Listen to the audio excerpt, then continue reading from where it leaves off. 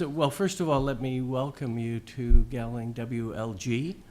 We're not only here in Ottawa today, but we have partners in the UK, France, Germany, the UAE, and China. We'd also hoped to have Cuba on the line, but with recent events, communications have been a little more difficult, and a video link just wasn't possible. So this is the new Gowling WLG, with offices in 18 cities around the world and 9 different countries. We'd like to introduce at least a handful of these countries. We don't have somebody here from places like Singapore or Moscow or Monaco, but we did want to give you a sampling of some of the major countries in which we have substantial operations. And do all this in the context of the series that we currently have underway. In fact, this is the last of the series of seminars called Risk and Reward. And this one focuses in particular on going international. And I can tell you, if your experience is anything like the Gowling experience, the reward has been very significant. For us, it's been a tremendous change in how we operate, where we operate. It's become a very important aspect of the daily lives of our professionals and business support staff. And I have to say, for our clients as well, to be able to provide a seamless service that extends pretty well right around the world. And I should also say, and maybe I'll touch on this later, but I don't think there's ever been a better opportunity for Canadian companies to expand around the world. The Canadian brand has never been stronger, with many of the events taking place around the world, changes in governments and structures. The Canadian brand has come out as a very strong brand that many companies and people in foreign countries are more than happy to deal with. So let me just give you an idea of what we're going to do today. You're going to hear from our partners in China, the UK, France, Germany, the Middle East, and not from Cuba. But I will give you our insight into investing in Cuba. What we're going to cover is in the context of these particular countries and regions, what are some of the emerging in-country opportunities? And of course, what are the legal considerations that you need to keep in mind? We'll do that on the basis of looking at different forms of expansion and investment, whether it's sourcing goods and services or selling goods and services into these countries, establishing a business, or even going so far as to acquiring a business.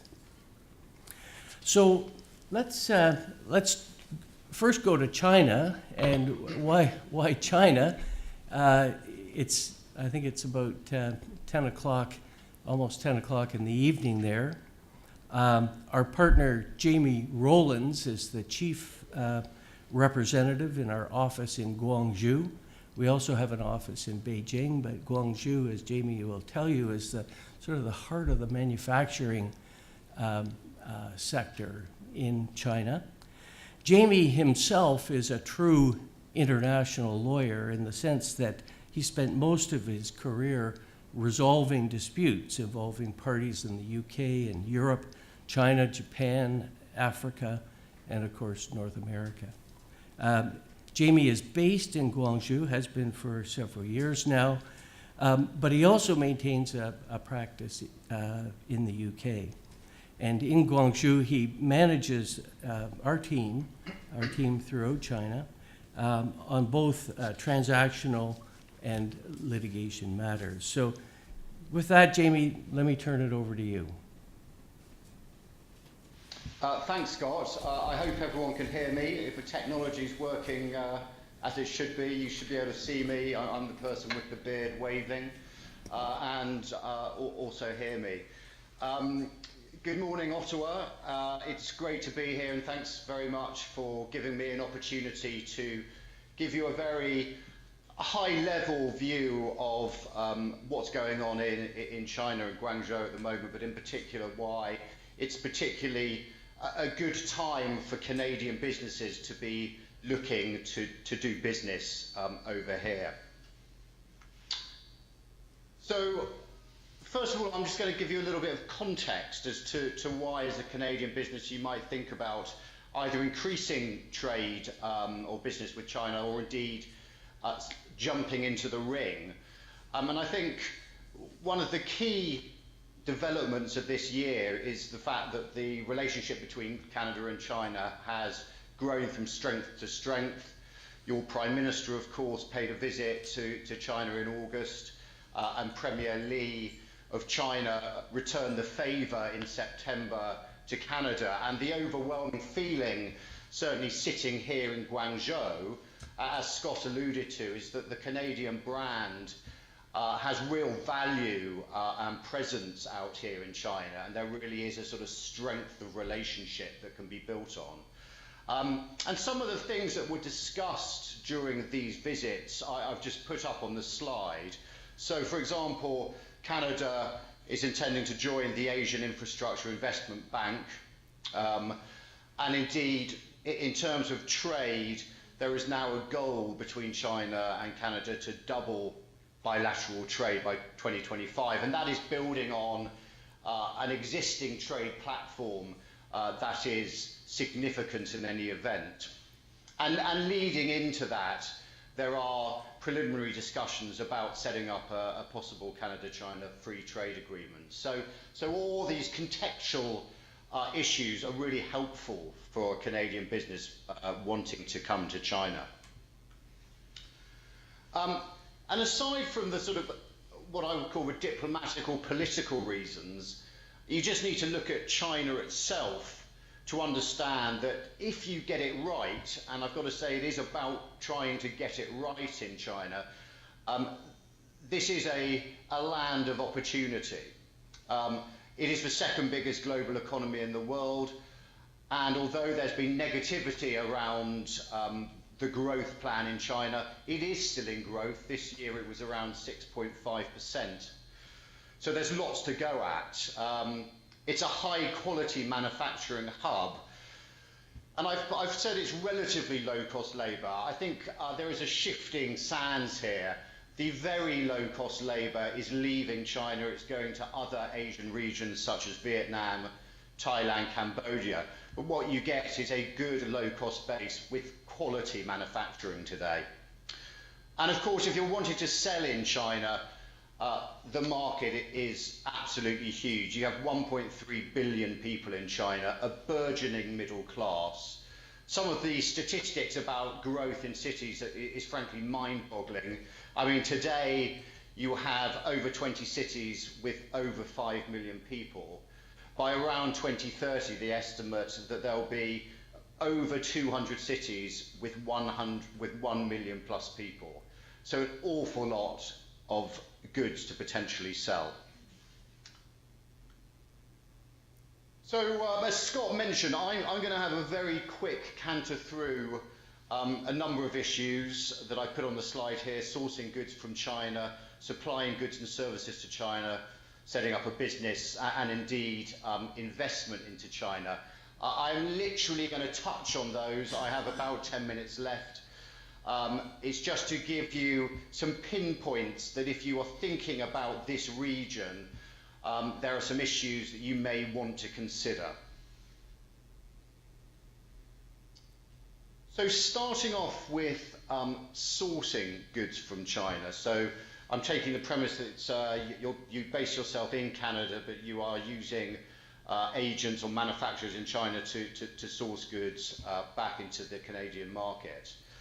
I think the most critical point is carrying out adequate due diligence for any Chinese local partner. That requires time and it requires patience. Um, the due diligence exercise just cannot be underestimated. It is so fundamental to make sure that your local partner has the correct credentials. We see far too many companies come into China, rush the process, particularly around quality. I think if there's two things to mention about quality issues with goods coming out of China, in the early days of any relationship with a local partner, contractually, you must try as best you can to ensure that payment is conditional upon the quality of goods arriving and being in line with expectations. And leading on to that, the importance of the contractual specification is absolutely fundamental. It's really important your local partner understands the product specification and understands that it can meet that criteria.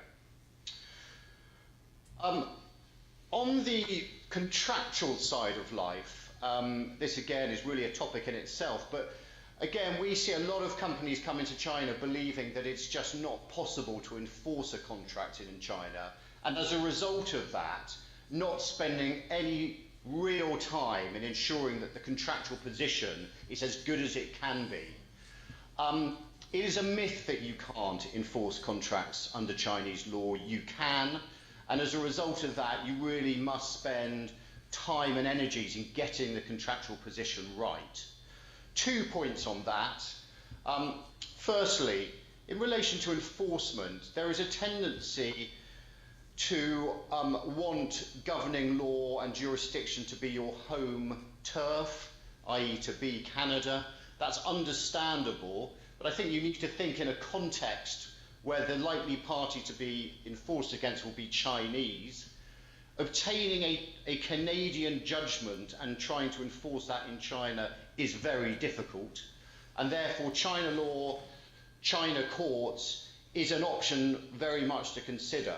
If China courts is a step too far, arbitration is a possible way to go, with Hong Kong or Singapore being very suitable hubs for this region. One final point on the contractual side. It's very important for contracts with Chinese parties to be both in English and Chinese. The importance of getting the translation right is very, very critical. And over and above that, it's really important to state in the contract whether it's the English or Chinese version that prevails in case there is an inconsistency. So that's just a couple of points on sourcing goods. Shifting over quickly to supplying goods and services from Canada into China.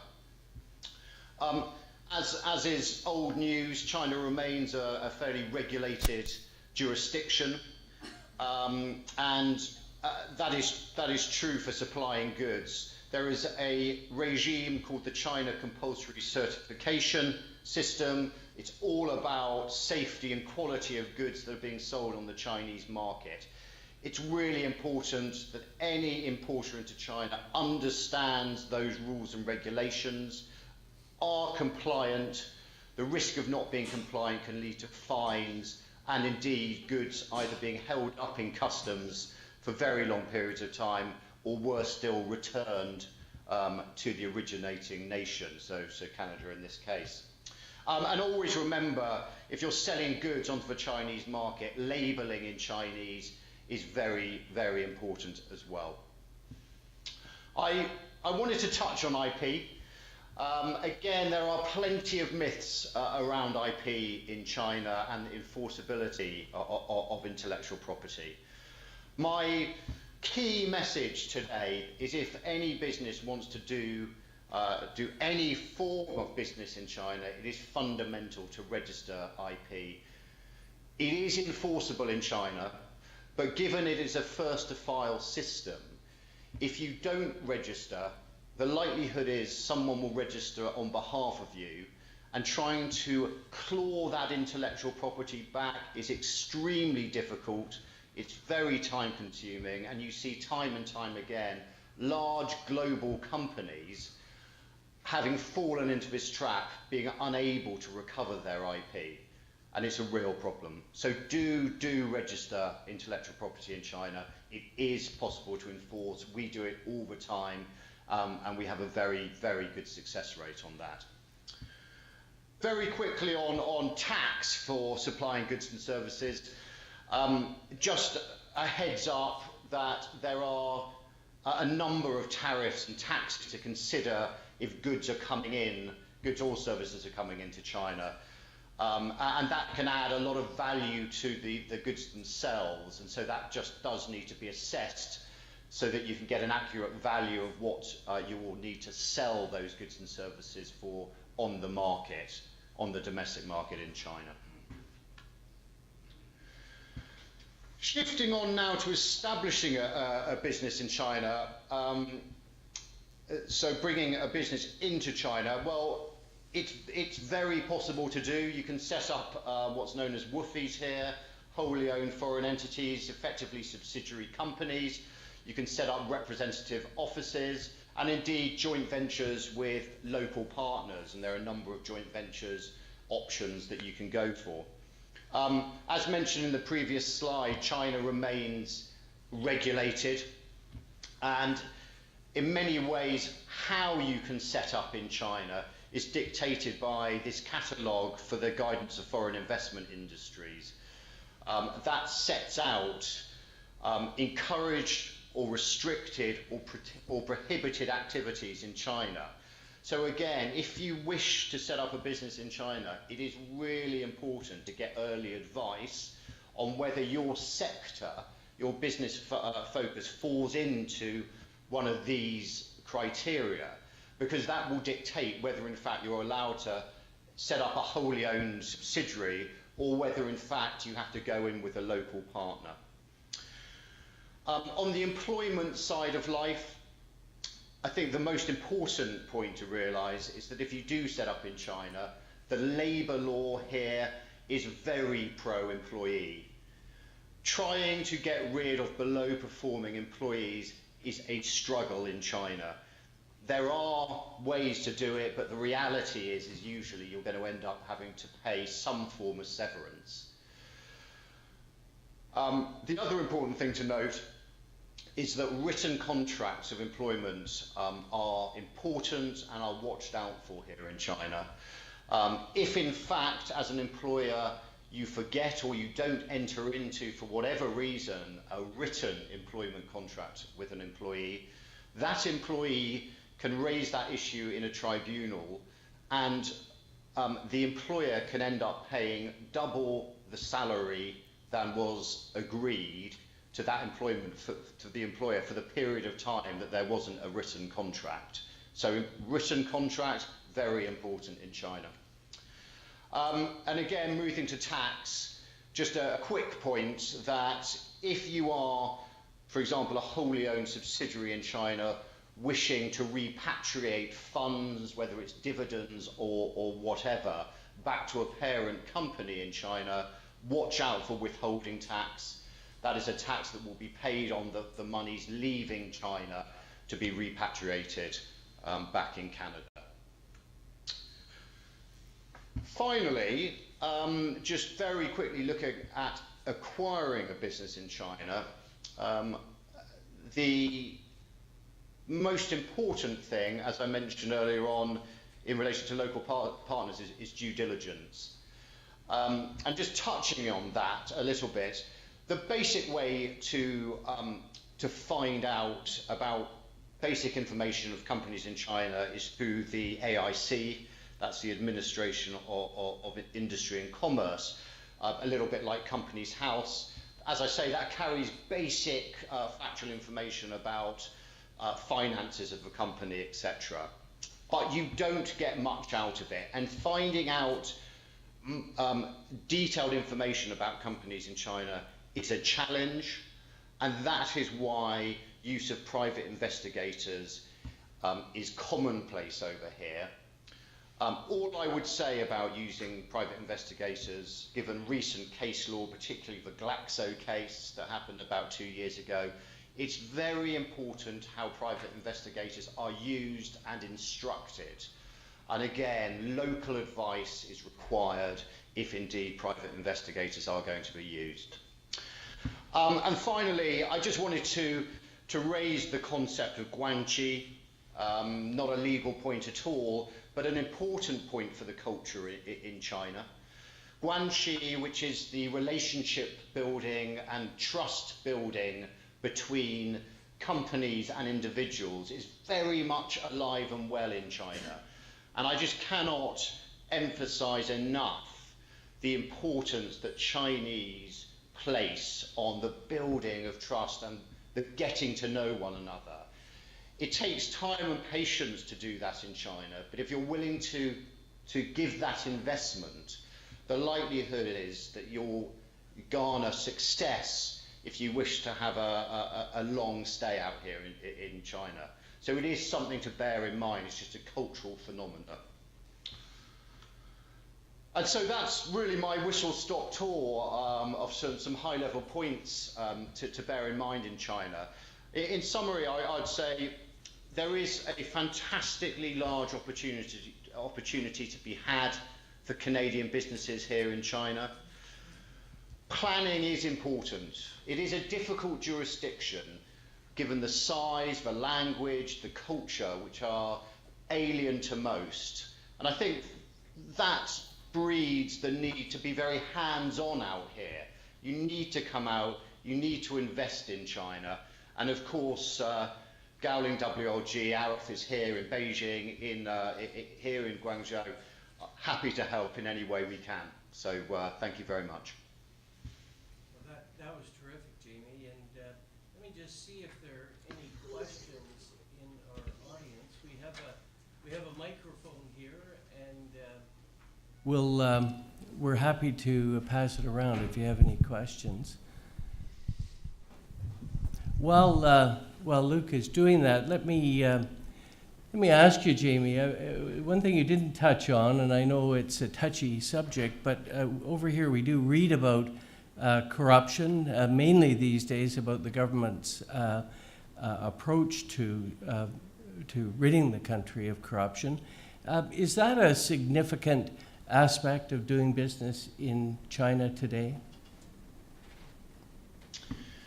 Yeah, you're absolutely right. I mean, there is a significant crackdown going on over here. You read different reports as to whether it's in reality superficial PR versus really getting to the crux of the problem.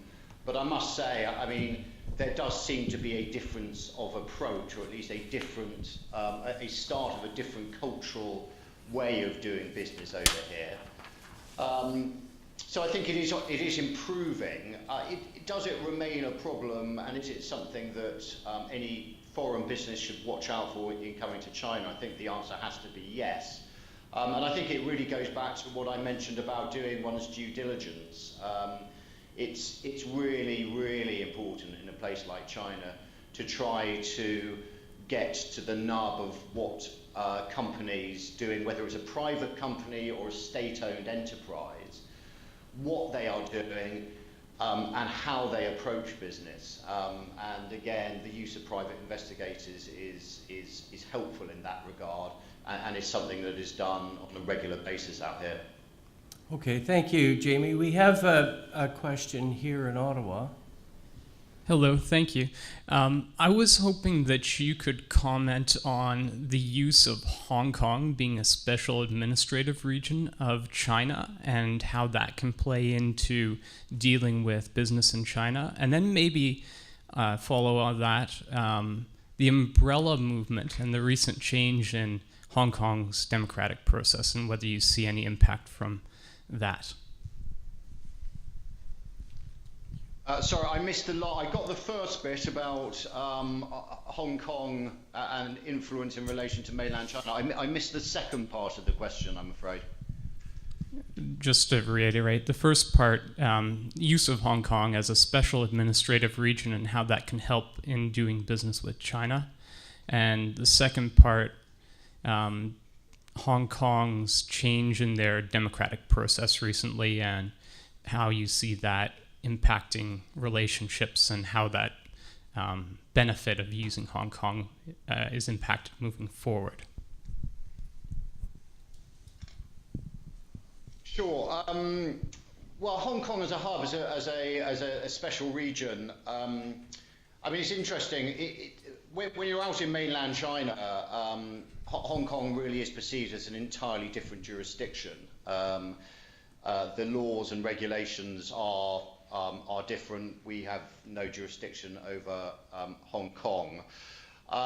Where I think Hong Kong can be very useful for a foreign business coming into mainland China is actually as a stepping stone, as the entrance point into PRC.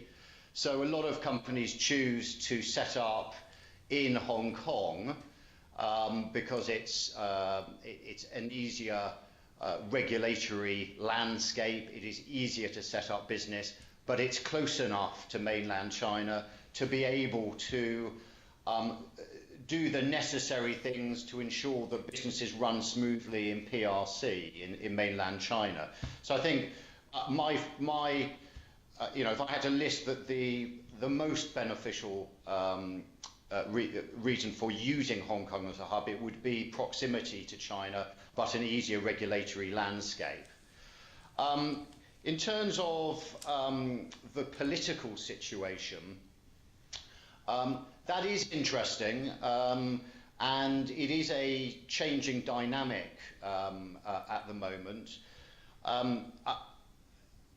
Sitting on the PRC, the mainland China side, when you talk to businesses here, a lot of them are losing faith in what's going on in Hong Kong. Equally, if you talk to foreign businesses in Hong Kong, they are beginning to panic about what's likely to happen in the next 20 to 30 years, and whether in fact this the cleaner regulatory landscape is going to become more regulated, more like mainland China. And that is a real worry for some of the financial institutions, etc. It's difficult to look into a crystal ball now and give a clear answer with what is going to happen, but I think it's fair to say that there is quite a lot of antagonism between the two, if I can call them two separate jurisdictions, and we're going to have to wait and see how things play out in the next few years to really get a better understanding of how things will develop. Thank you very much. I think we have another question for you here in Ottawa, Jamie. Well, thank you. You have the product export or doing business in the product side is quite obvious. Could you have a comment on the services side that Canadian businesses can engage in China? Sorry, just to make sure I've understood the question right, because the sound isn't perfect. Okay. I've touched on goods going into China from Canada, but you'd like a comment on services being transferred from Canada to China? Yes, transferred or Canadian businesses setting up there to do business on the service side. Yeah. I mean, in many ways, what I've said about goods transfers pretty smoothly into services as well. One of the key things you're going to have to look at is whether, in fact, the service line that you want to bring to China is either an encouraged, a restricted, or a prohibited activity. That's going to be the most important aspect. Some services are outright prohibited or very well or very carefully regulated. So that needs careful thought. But on the whole, subject to that, you can bring services into China. There will be some tax issues, and if you're setting up as a service line, actually the same rules apply whether you're supplying goods or a service. So in short, whether it's goods or services, the points really remain the same. So Jamie, thank you very much, and we'll be talking soon.